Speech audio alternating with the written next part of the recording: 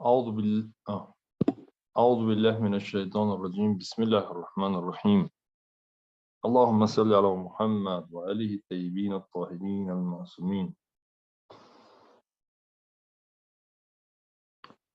Estamos viendo el tema de las relaciones sociales. Y en las relaciones sociales, como se dice habitualmente, la célula básica del cuerpo social, el inicio de todo es la familia.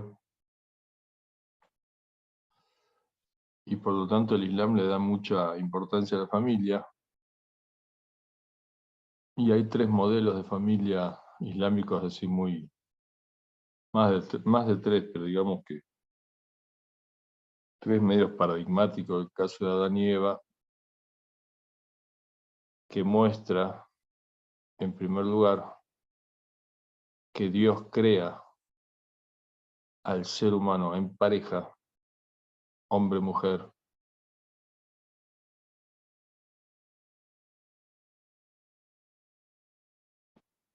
con la realidad existencial, digamos así, de la complementación y la plenitud en la unidad de esta pareja. Es decir, el hombre necesita a la mujer del hombre, y en la medida que se unen, se completan. Producto de esa completitud se produce la descendencia. En un clima de atracción mutua dada por Dios, de modo que para aquel que reflexiona, dice el Corán, en los signos de Dios, es decir, las cosas que hace Dios, como establecer esa atracción mutua, en ello hay signos de Dios para gente que reflexiona y se da cuenta del plan de Dios, lo que Dios quiere, y Dios por definición quiere el bien. Dice, creé todo para ti y a ti para mí, le dice al ser humano, a este ser humano que es hombre-mujer, es decir, que es hombre o mujer que se necesitan mutuamente, el hombre a la mujer al hombre, y este es el plan de Dios. Por eso ir en contra del plan de Dios es cambiar la sabiduría divina, casi diríamos por la estupidez humana, porque la sabiduría humana es, en tanto reconoce la sabiduría divina. La sabiduría humana, ¿qué es? El reconocimiento de la sabiduría trascendente. Ahora, si la sabiduría, entre comillas, humana es desobedecer, desatender, desconocer la sabiduría divina, que es la que rige la creación, en pro de su perfección y felicidad y bien general, o bien máximo, entonces más que sabiduría es estupidez. Es decir, la estupidez, ¿cómo se define? La estupidez se define como aquello que hace que la persona no sepa valorar las cosas. Por ejemplo, una persona que va y compra con $1000 un caramelo, no conoce el valor de las cosas. Una persona que elige la vida en el mundo, y el lujo y el bienestar en el mundo, al precio de perder la vida eterna, es una persona estúpida desde el punto de vista islámico. Es decir, es una persona que no valora las cosas en su justa medida. Es como en el ejemplo que dijimos, la persona que compra un caramelo con $1000. Pero mucho peor, porque en este caso está cambiando la vida mundana por la vida eterna, y la vida eterna tiene un valor inconmensurable, mientras que la vida mundana tiene un valor finito. Y entre lo finito y lo infinito la diferencia es abismal, no tiene límites. En cambio, en el ejemplo que dimos del estúpido que compra con $1000 un caramelo, los $1000 son algo finito, igual que el caramelo. En definitiva, está cambiando algo finito por algo finito. Solo que está cambiando algo menos finito por algo más finito. $1000 son menos finitos que un caramelo, porque con $1000 yo podría comprar miles y miles y miles de caramelos. Pero bueno, en definitiva, aquel que llamamos estúpido, que necesita un tutor porque es estúpido, porque es deficiente mental, pero en caso de que sea enfermedad y no sea una elección libre y sana, la connotación de estúpido no tiene una carga moral, no es culpable de su deficiencia mental, pero sí se requiere de un tutor, porque no puede pensar por sí mismo bien.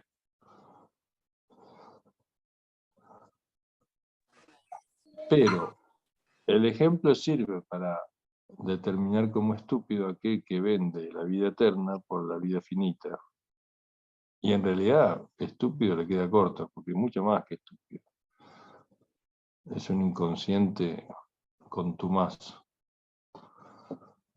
Entonces, bueno, otro modelo de la familia islámica es Abraham, y otro modelo es Muhammad y su familia, que es el modelo máximo de perfección familiar. O sea, es aquello a lo que Dios invita en su máxima expresión.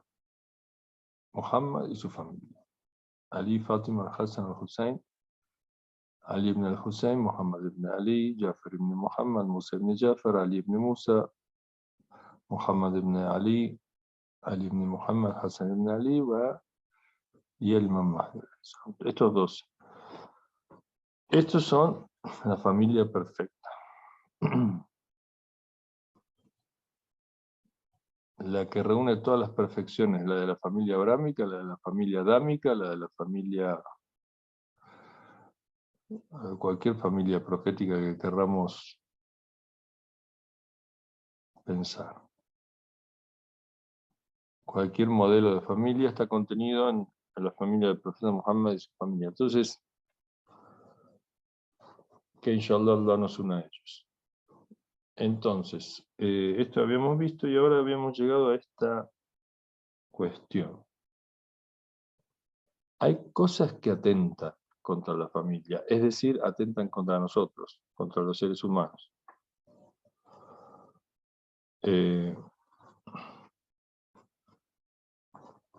Una de las cosas que atenta contra la familia, una de las cosas, porque hay muchas que atentan contra esto, es decir, es como en un jardín tenemos un árbol que da fruto, da manzana, porque tenemos una cantidad de yuyos, pestes, bichos, no sé, virus, toda una cantidad de cosas que atentan contra ese árbol de manzana, que es el objetivo de la creación del jardín. Y que aquello que el jardinero cuida para que produzca manzana. El objetivo máximo. Entonces, una cosa es destacar el modelo de familia islámica para que nosotros nos concentremos, tengamos como en nuestro mapa de viaje esa familia como modelo. Debemos acercarnos a esa familia, todas las virtudes y todas las enseñanzas y todas las señales exitosas de esa familia ejemplar. Nosotros no podemos formar familias sin el plano de la familia perfecta. Seríamos medio inconscientes, que lo somos. Lo ideal es cuando uno sube al auto para hacer un viaje, tener el mapa donde va, si no conoce de dónde va, si no conoce el camino. Y nosotros el camino de la familia no lo conocemos. Tenemos el instinto, no es suficiente. Por el instinto nos casamos, buscamos, tenemos familia, pero tenemos el intelecto, tenemos la existencia, digamos, innata, la fitra, pero no es suficiente todo eso. Necesitamos reforzar eso con el conocimiento del modelo de perfección de la familia profética, que es la máxima perfección. Cada grado de acercamiento a ese modelo de perfección, cada cosa que hagamos exitosamente en esa imitación, en ese acercamiento, en ese tomar ese modelo, al cual no vamos a llegar en plenitud, pero sí podemos llegar en grados de proximidad, de aproximación, en donde redunda nuestra felicidad. Después ellos se encargan de tomarnos la mano y completar las imperfecciones naturales que vamos a tener. Si entramos en la esfera del afecto de ellos, la intercesión de ellos, lo demás ellos lo arreglan. Bueno, uno de los peligros que atentan, uno de los yuyos de ese jardín, es el tema que dice esta ley, que voy a leer ahora, que es la Surah Hadid del Hierro 57 del Sagrado Corán, aleya 27.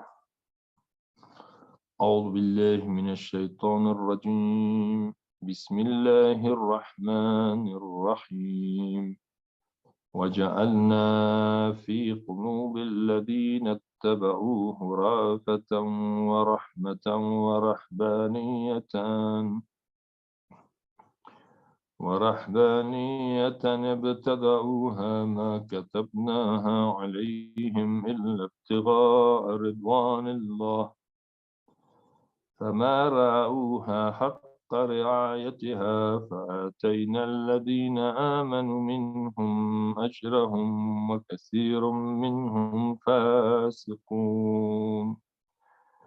Dice, en el nombre de Dios el clementísimo y misericordiosísimo, وَجَعَلْنَا فِي قُلُوبِ الَّذِينَ آمَنُوا الَّذِينَ اتَّبَعُوهُ perdón, وَجَعَلْنَا فِي قُلُوبِ الَّذِينَ اتَّبَعُوهُ, y pusimos en el corazón de aquellos que lo siguieron a Jesús, está hablando. De aquellos que siguieron a él es Jesús. Rafatan wa rahmatan, afecto y misericordia. Wa rahbaniyatan, y monasticismo. Vamos a ver esta palabra, rahbaniyatan en árabe. Wa rahbaniyatan ibtada'uha, un monasticismo que ellos lo comenzaron a realizar. Quiere decir que ellos lo comenzaron, no Allah. Allah no lo comenzó al monasticismo. Lo comenzaron estos seguidores de Jesús, algunos, no todos. Ibtada'uha ma katabna. Ellos comenzaron a hacerlo. No lo prescribimos, ma katabna alayhim, no se lo prescribimos a ellos, no lo dictamos, no lo ordenamos a ellos. Illa ibtigha'a ridwanillah, sino para buscar la satisfacción de Dios. Los monasterios y los monásticos, los monjes y monjas, si uno le pregunta a usted por qué viene a este monasterio, se aparta de la sociedad y se dedica a adorar a Dios en apartamiento de la sociedad, va a decir, para agradar a Dios, para buscar el acercamiento a Dios, la proximidad a Dios, la satisfacción de Dios, como dice acá. فَمَا رَأَوْهَا حَقَّ رِعَايَتِهَا, pero no observaron este monasticismo como verdaderamente decían que lo iban a observar, o debiera haber sido observado. فَأَتَيْنَا الَّذِينَ آمَنُوا مِنْهُمْ أَجْرًا, por lo tanto, le otorgamos a aquellos que creen de estos monásticos أَجْرًا, su recompensa. وَكَثِيرٌ مِّنْهُمْ فَاسِقُونَ, pero muchos de ellos son corruptos. terrible. A ver si hay alguien que puede desmentir esto. A ver si alguien va a los monasterios a ver qué es lo que pasa allí, cuántos son los que cumplen y cuántos son muchos los que no cumplen. Entonces aquí tenemos un peligro para la familia. El hecho de negar a la familia como una forma, una vía de acercamiento a Dios. Es decir, el hombre fue creado para Dios, la mujer fue creada para Dios y fueron creados uno para el otro para unirse y en esa unión complementarse, perfeccionarse, suplir las carencias que tienen cada uno por separado, no solamente físicamente, sino psíquicamente, espiritualmente, mentalmente, como seres. El hombre sin la mujer es un ser imperfecto, y lo mismo la mujer. Sobre eso hay mucho que hablar, pero bueno. Entonces, وَجَعَلْنَا فِي قُلُوبِ الَّذِينَ اتَّبَعُوهُ رَأْفَةً وَرَحْمَةً. Establecimos afecto, misericordia en aquellos que siguen a Jesús. وَرَهْبَانِيَّةً, y el monasticismo, ابْتَدَعُوهَا, lo siguieron ellos.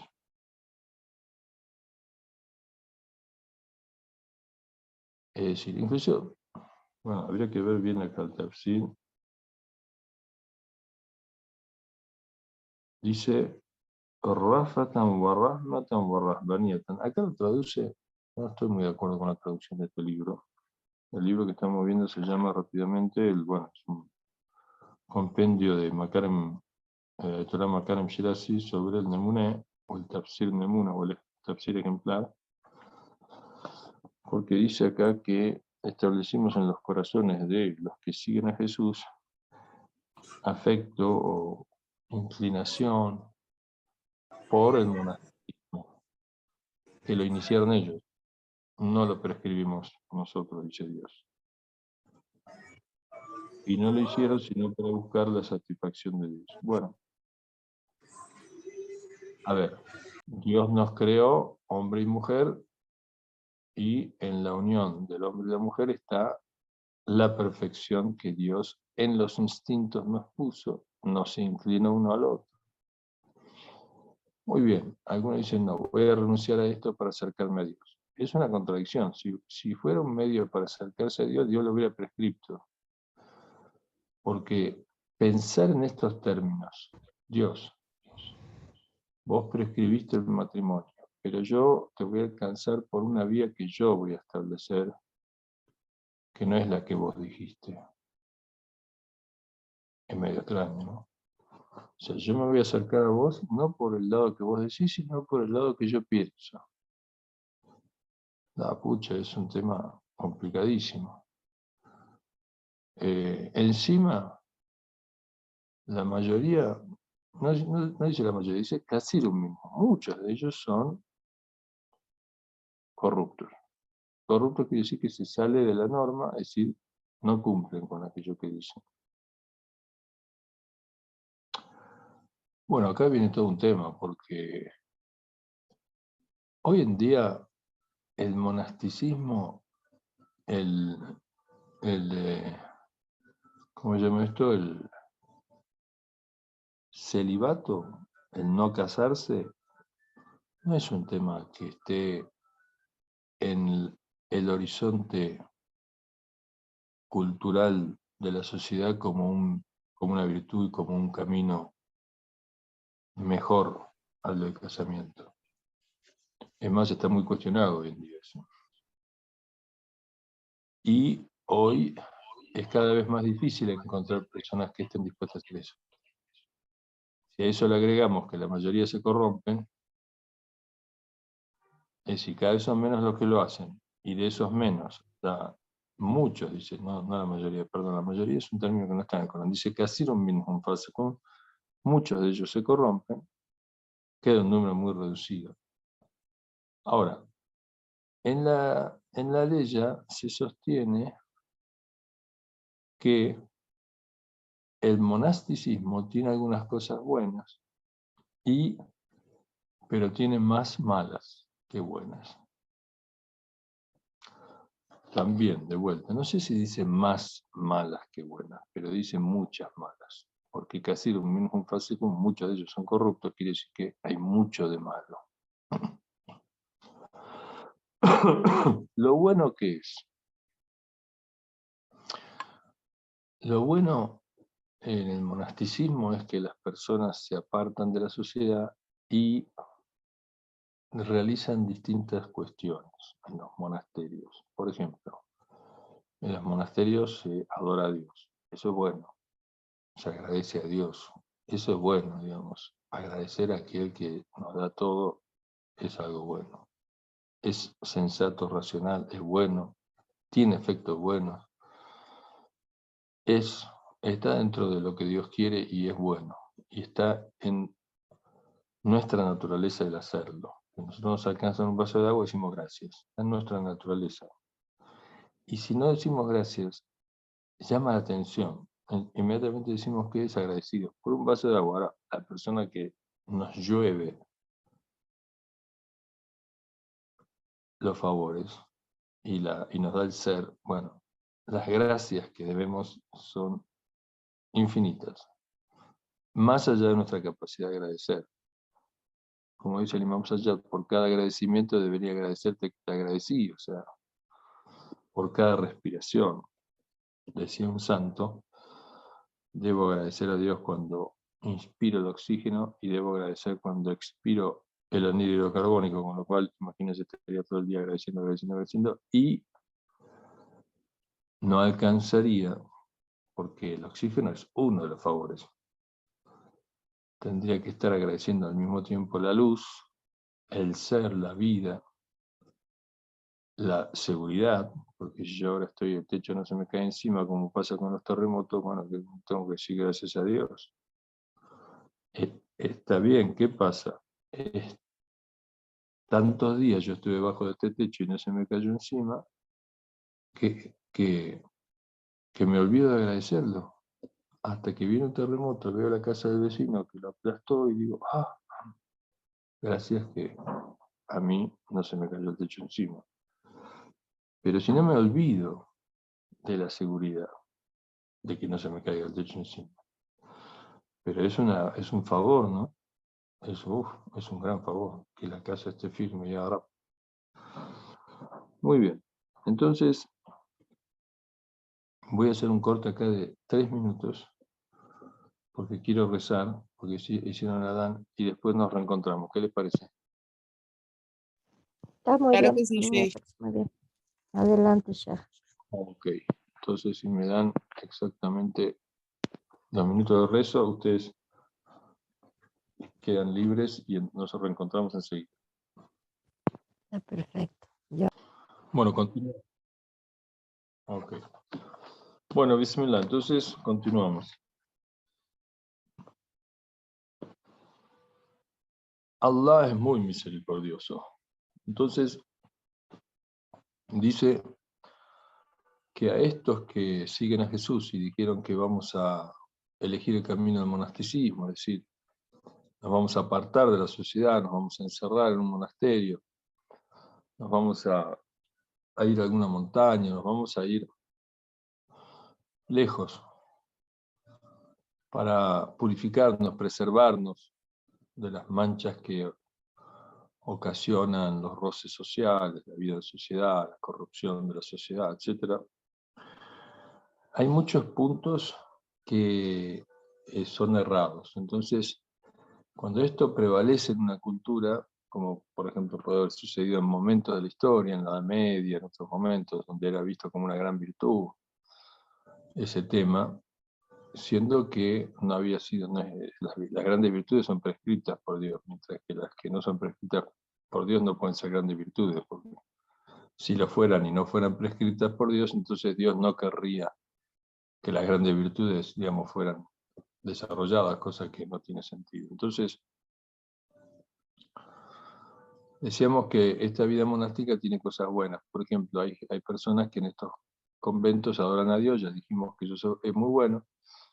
Hay personas que, por ejemplo, atienden enfermos, por ejemplo, los leprosarios, antiguamente o hoy en día, incluso lugares donde se atienden a ancianos que son abandonados en la sociedad, o huérfanos, o por ejemplo se cose y se hace ropa, o se cultiva y se distribuye alimentos. A veces los monasterios realmente son fuentes de estas bendiciones, y eso no hay duda que es bueno. Pero lo que dice el Corán es que lo bueno que tienen, Dios lo va a recompensar. Dice, a pesar de que Dios no estableció esta vida, esta forma de vida, sino Dios estableció que la virtud plena se logra en sociedad sin corromperse y transformándola, embelleciéndola, perfeccionándola y haciéndola virtuosa. Esa es la perfección humana. ¿Difícil? Sí. Imposible, no. Con la guía de los profetas es posible. De hecho, es lo que va a suceder, además, que la humanidad va, al menos en aquellos que lo entiendan, va a seguir el ejemplo profético y va a ser una sociedad justa. Muy bien. O sea que no es que es imposible, es posible y va a suceder además. Las dos cosas. No es un posible utópico, sino es un posible real. Nosotros lo sabemos por las profecías. Pero también si no lo fuera, entonces es como que si yo creo algo y no funciona, y bueno, el creador sería el culpable, porque digamos la cosa no funcionó, y si no funcionó en su totalidad, entonces la totalidad de la creación de eso que Dios creó no está bien, porque nadie lo pudo cumplir, entonces hay una falla de fábrica, diríamos así, que es imposible sostener en el caso de Dios. Por lo cual, el destino humano es el de la perfección, en la tierra y en los cielos. Ahora, ¿quiénes van a alcanzar ese destino humano? Y bueno, los que lo alcancen, los que lo quieran alcanzar, los que lo busquen, los que sean humildes y suficientemente no bobos para reconocerlo y hacerlo, o suficientemente sabios, como son los profetas, que están adelantados en el camino a la perfección. Muy bien. Entonces, aquellos que hagan el bien en la elección monástica de vida que no fue establecida por Dios, van a ser recompensados, a pesar de que sigan un camino que no es modelo. Ojo con querer hacer de este camino un modelo, porque ahí entramos en problemas grandes. Ya una cosa es decir, bueno, Dios creó al hombre y la mujer, y los creó complementarios y necesitados mutuamente. Si estos se unen reconociendo a su creador, entonces van a alcanzar su perfección, fruto del cual va a procrearse y a continuar la especie.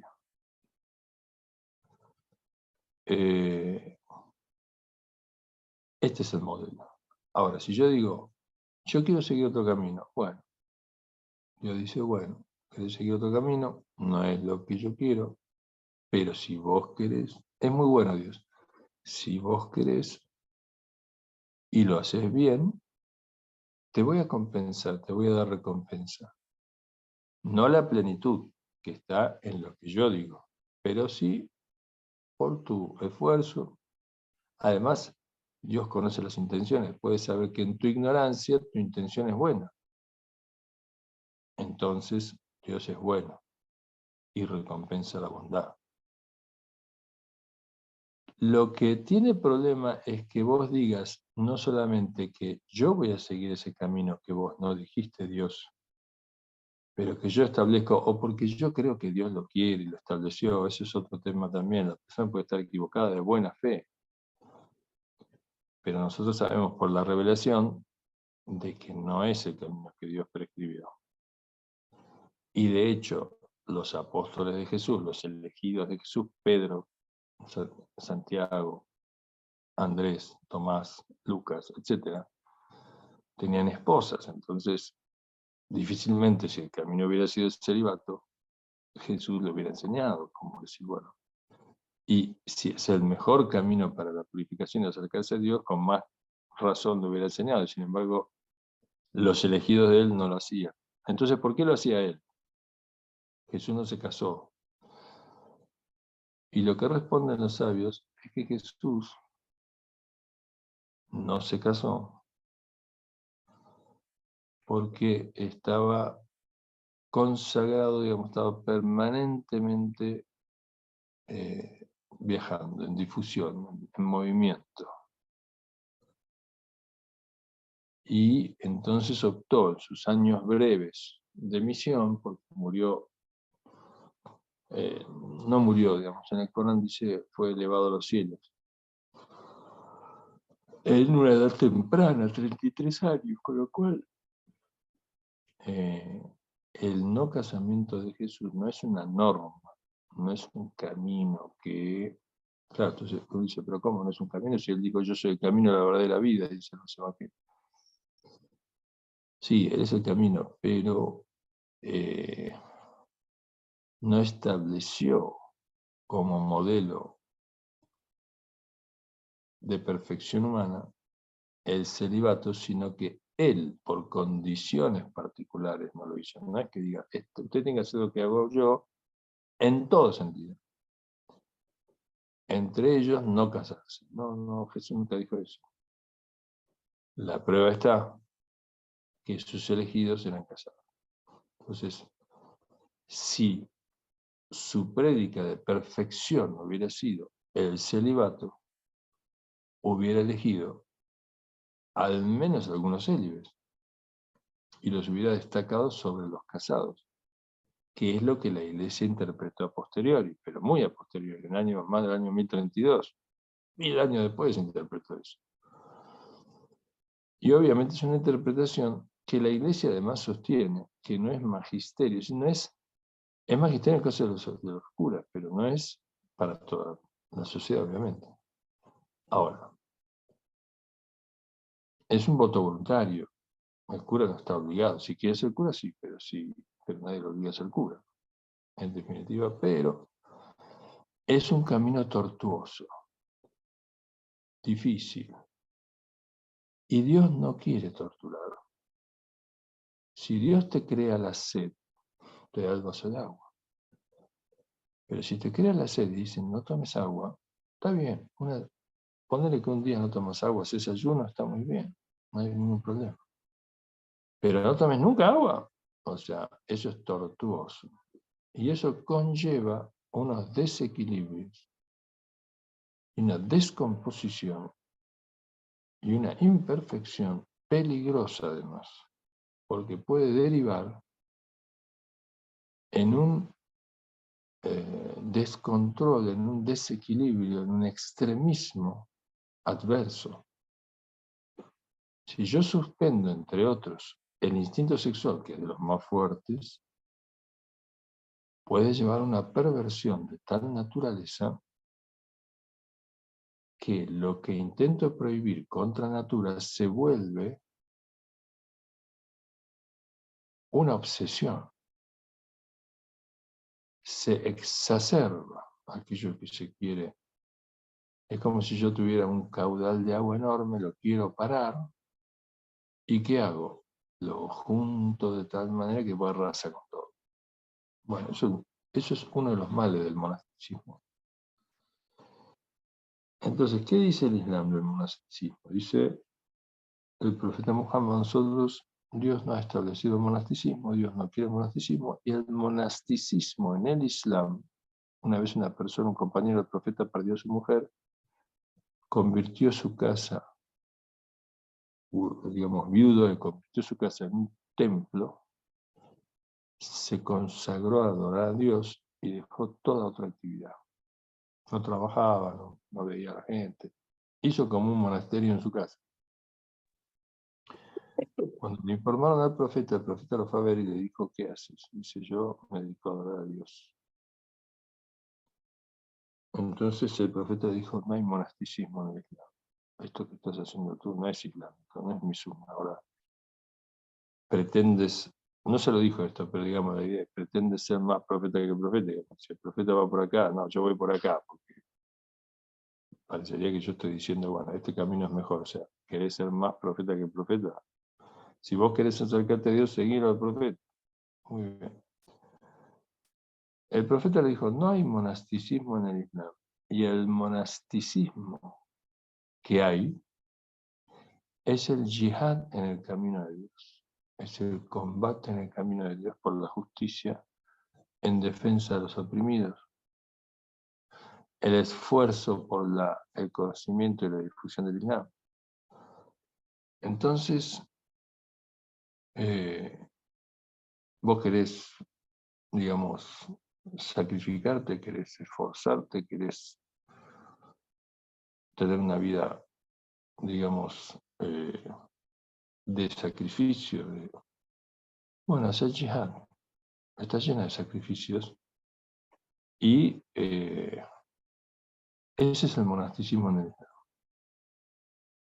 Es decir, casate, forma familia, viví en sociedad, purifícate, no cometas pecados, embellece y perfecciona a tu alma y a tu entorno, a tu familia, a tus vecinos y a la sociedad, y lucha en el camino de Dios. Esto es difícil, por eso generalmente los que luchan son pocos en la sociedad. Son mucho más los que no luchan, en términos militares.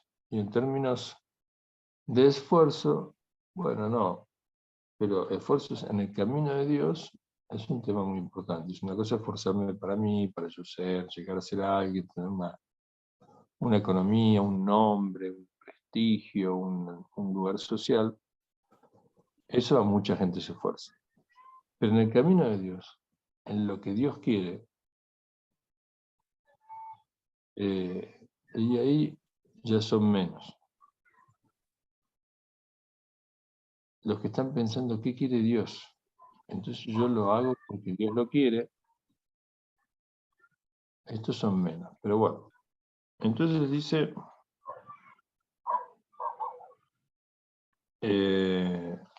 bueno, esta ley es como toda ley, es para hacer un cuadro y ver cómo la sociedad, en realidad que sigue este camino, no logra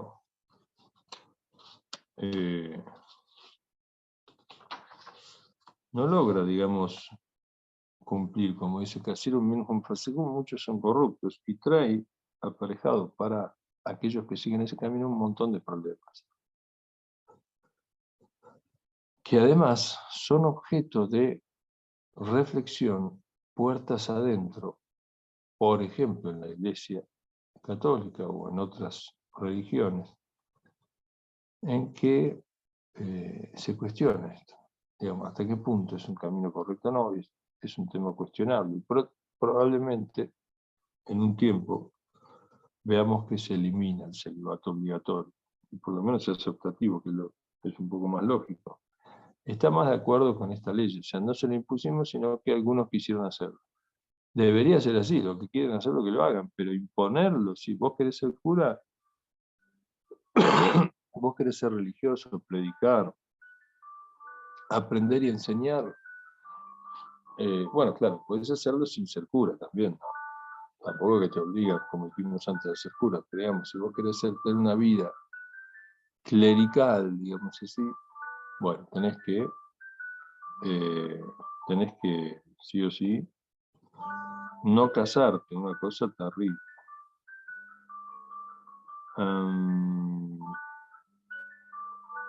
Entonces, el celibato de Jesús no es en oposición al casamiento, sino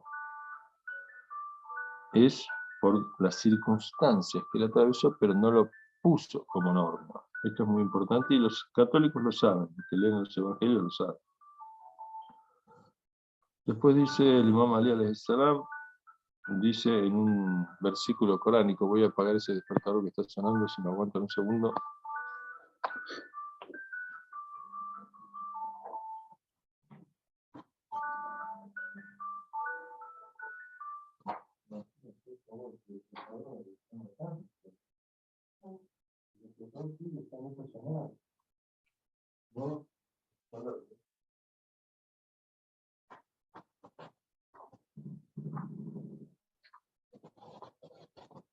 Bueno, dice, a ver, ahí está.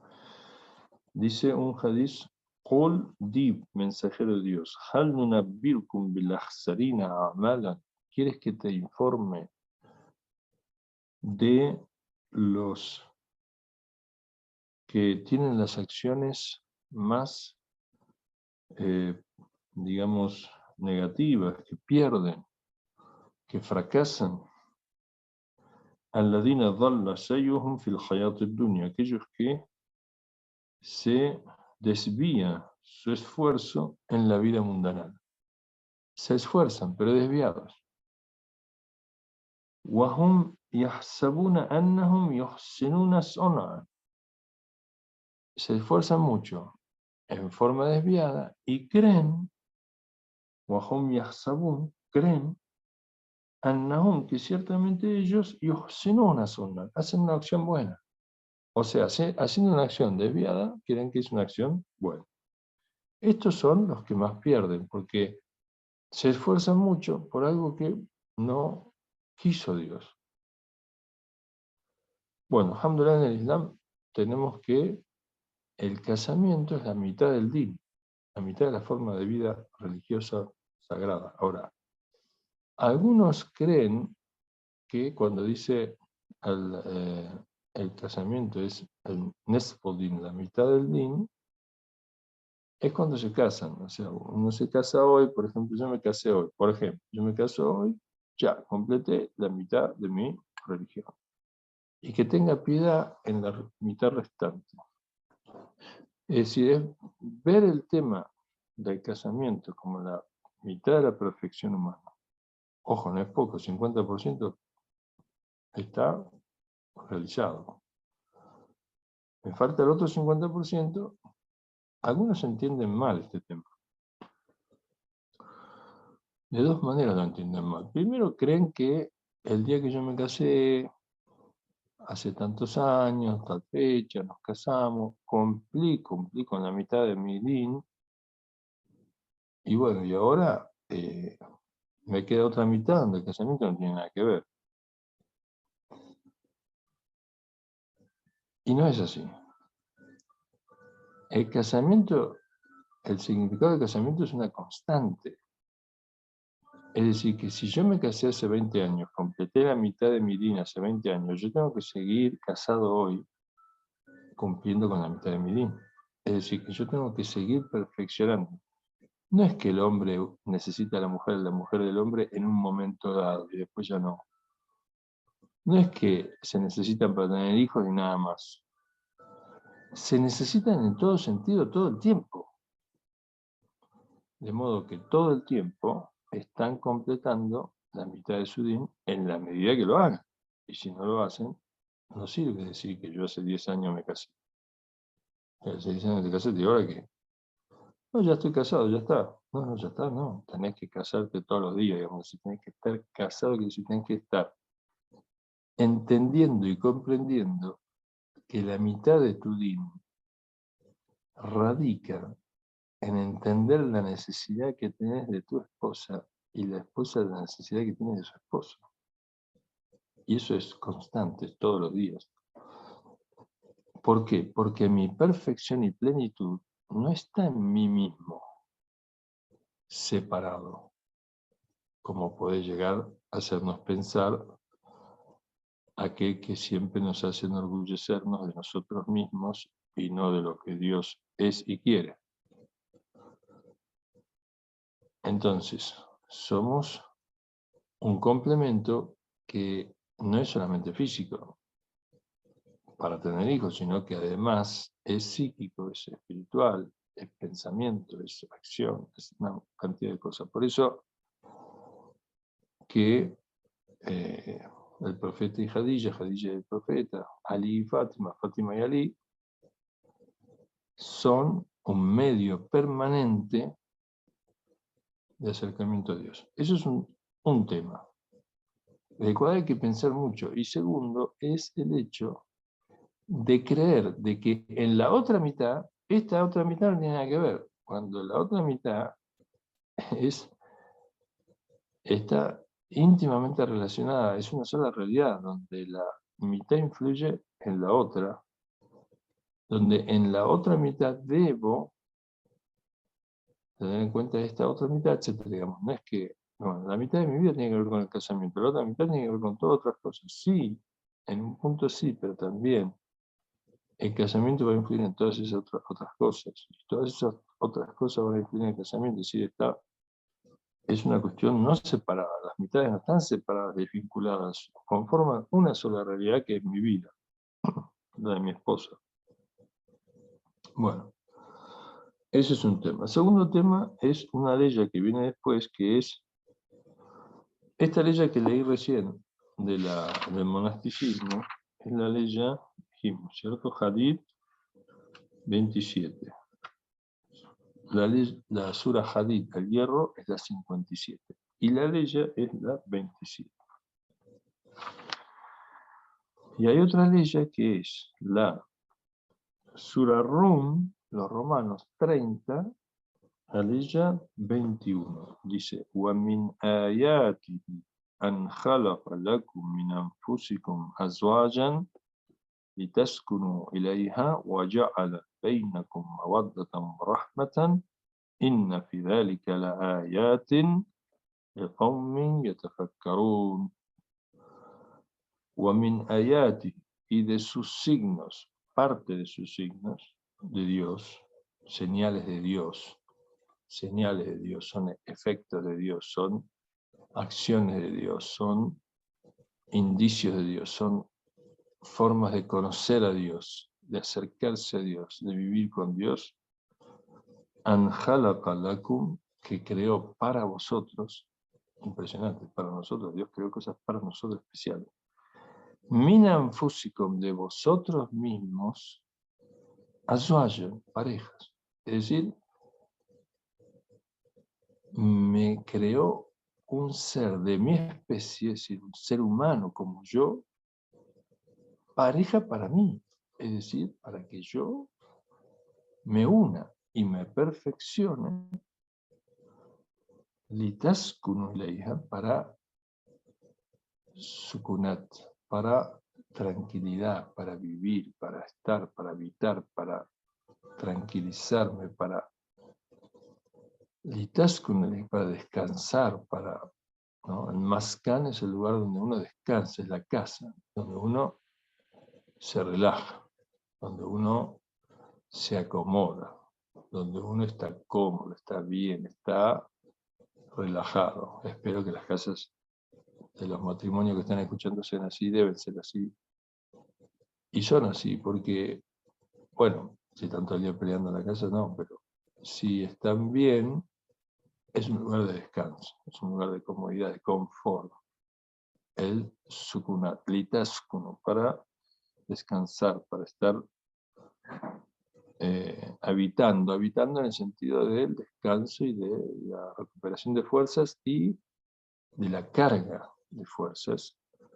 Y el amor, dice, Waya'ala, dice para descansar con ella, con ella, en el caso de la mujer con él, con esta pareja, digamos así, pareja acá, en los dos sentidos, ¿entienden? No es el hombre, le creamos a la mujer para vos.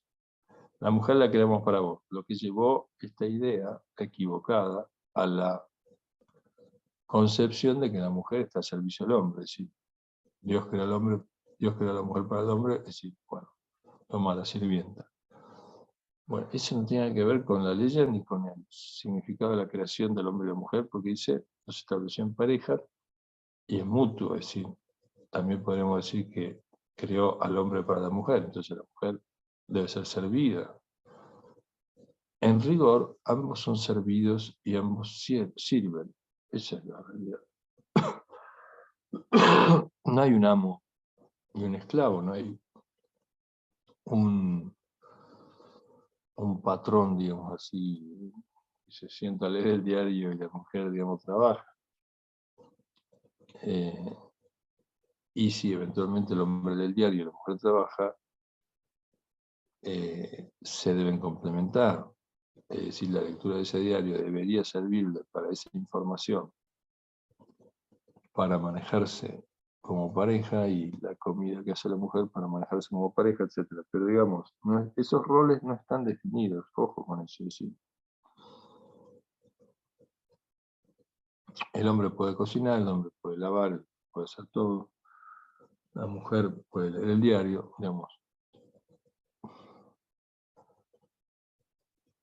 Se pueden turnar, todo eso es posible, si no están definidos los roles. Es que la mujer fue creada para la cocina y el hombre para la sala de estar. Pero en muchos casos sucede eso. Eso es otro tema, digamos. En la realidad suceden un montón de cosas. Yo tengo que ver si entro a la casa del profeta Muhammad, sallallahu alaihi wa sallam. Era así el tema, el profeta estaba leyendo, Khadija estaba trabajando todo el día. Y bueno, el profeta salía, después se quedaba hablando con la gente. Khadija seguía trabajando. El hombre se la pasaba un poco riéndose y un poco haciendo, digamos, una ronda de charla con los amigos. Después llegaba a la casa, agarraba el diario, qué sé yo, las noticias, y después iba a dormir. Y después se levantaba y se volvía a ir. Bueno, toda esta cuestión, obviamente, si nosotros ponemos la mira y enfocamos cómo vivía el profeta dentro de su casa, bueno, nosotros tenemos que el profeta hacía un montón de tareas del hogar. Lavaba la ropa, cosía la ropa, cocinaba.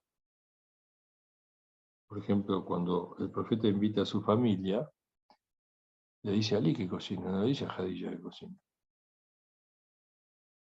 Teóricamente, si vamos a la concepción social que tenemos en la cabeza, tendría que haber dicho, bueno, Jadilla cocina, que van a venir mi familia, y Ali y yo vamos a atenderlos y hablarles.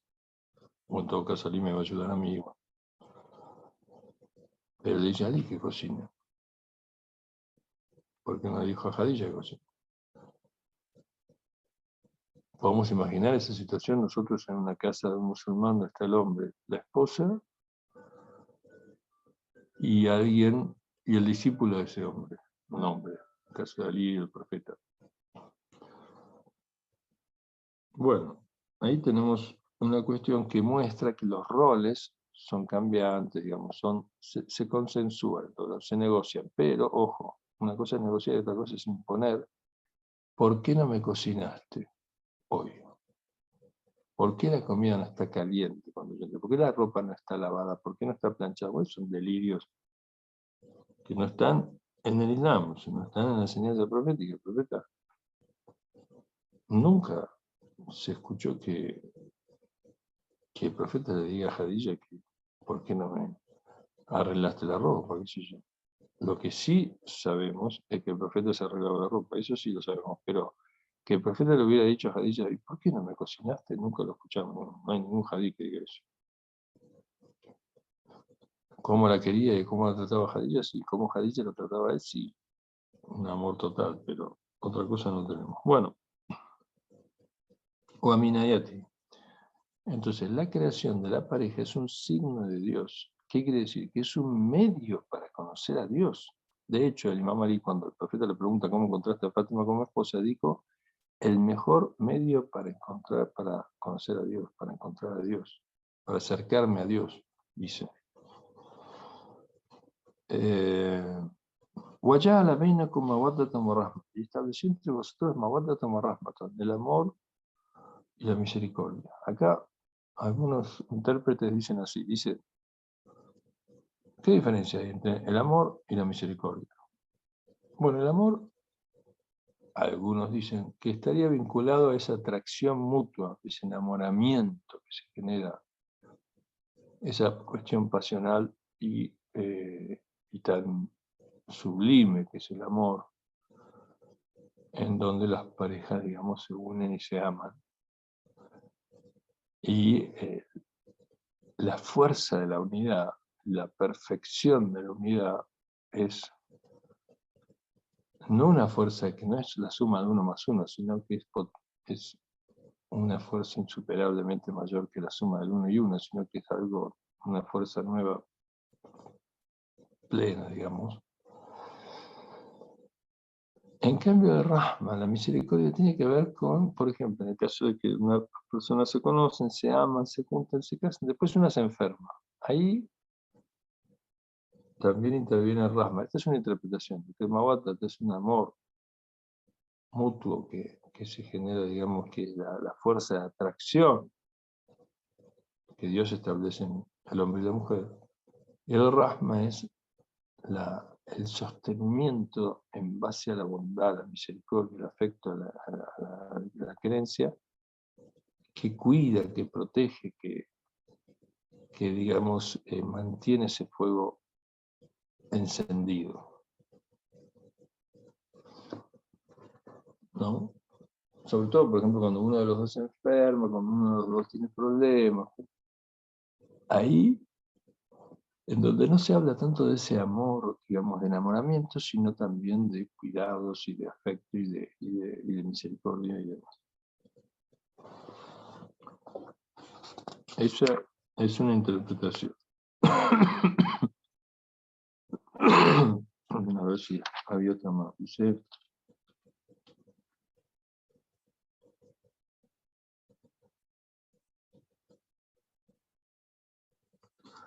bueno, otra interpretación dice que el Mawaddata es en los grandes. Es un amor de los grandes, por sí mismo un servicio que se presta, un amor en el sentido del servicio de atención, pero en el caso de los hijos, niños, es una misericordia. Claro, bueno, obviamente un bebé es un amor también, pero es un amor y es una misericordia por los cuidados y demás. Dice que Mawaddatan tiene un ida y vuelta, la Rahma es más bien unilateral, es un sacrificio.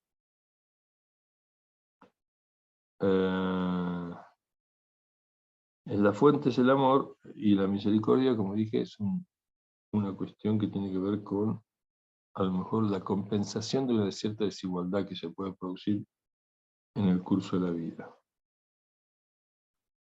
Puede ser es un servicio sin retorno. Es decir, la persona, ¿cuántos matrimonios vemos que una de las personas tiene un problema, una de la parte de la pareja, uno de los dos tiene algún tema, y el otro no es que es recíproco? Por ejemplo, si el hombre cae en silla de ruedas, la mujer lo lleva para aquí para allá, lo alimenta, lo viste, lo peina, lo lava, no es que el hombre le hace todo a ella también. Mawadda sería un amor recíproco, por ejemplo, en el caso de ese sería el afecto mutuo, pero los cuidados que debe hacer uno al otro que se incapacita, por ejemplo, ¿no? O en cualquier situación, digamos, esos cuidados tienen que ver con la misericordia. Y después dice, Inna fi dhalika laayatin liqaumin yatafakkarun. Ciertamente en ello hay signos en plural, muchos signos. En la pareja, en el amor, en el casamiento, hay muchos signos de Dios. Obviamente, todo es un milagro. La atracción del amor y que sea correspondido, que encuentre el sujeto amante el objeto de su amor y viceversa, que sea compensado ese amor con el encuentro del otro, mutuo. Es un milagro extraordinario. Es un signo de Dios, sin duda. Acá hay una anécdota de un obispo que se casó con su secretaria, argentino muy famoso, Podestá, y ellos decían que ese amor era divino, no podía ser satánico. Claro, un obispo no se puede casar.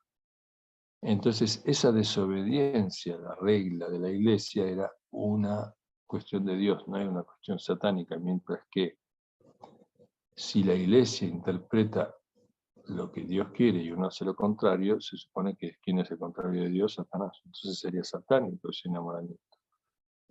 Entonces, se produjo una disputa en la iglesia en los 70, 60, 70 con esa pareja, ese obispo era muy famoso, y se le decía que, ¿qué le decíamos? Terminar. Se le decía que deje ese amor, que era muy malo, que estaba en contra de la ley, de la iglesia. Y él decía, no, este amor no lo voy a dejar porque es muy bueno, es de Dios. Entonces, fueron a ver al Papa, el Papa le dijo que lo deje, y él decía, ¿cómo usted que es Papa me puede decir que deje este amor? Si este amor es maravilloso. Bueno, le hicieron renunciar a su cargo de obispo porque se casó, y él quería casarse y seguir siendo obispo, no lo dejaron, y fundó la Federación Mundial de Obispos Casados, por esta y Clelia. Bueno, Inna Fidalika la Yatun de Jomia. Para la gente que piensa, como nosotros estamos ahora pensando, ya vamos a terminar. Inshallah, la semana que viene seguimos con una ley que es la ley de la Sura Nur 24, ley 32 y 33. Inshallah después la leemos. Wantijo la llama mi casada a los solteros de vosotros. Que eso después lo vamos a ver. Es una ley larga también. Y después la analizamos. Wassalamu alaikum wa rahmatullahi wa barakatuh. Si quieren decir algo, bien, y si no, terminamos aquí, como quieran. Muchas gracias, Sheikh. Dios te bendiga. De mi parte, eso nada más. Bueno, gracias a ustedes por escuchar y estar, y nos estamos viendo. Muchas Man. gracias, Sheikh Abdul Karim. Gracias a los hermanos y hermanas que se conectaron el día de hoy. Muchas gracias, Carlita. Salamu Con mucho gusto. alaikum. Walaikum salam. Wassalam. Cuando esté la grabación, entonces me avisa, Carla, gracias. Claro que sí, Sheikh, con mucho gusto. Salamu alaikum.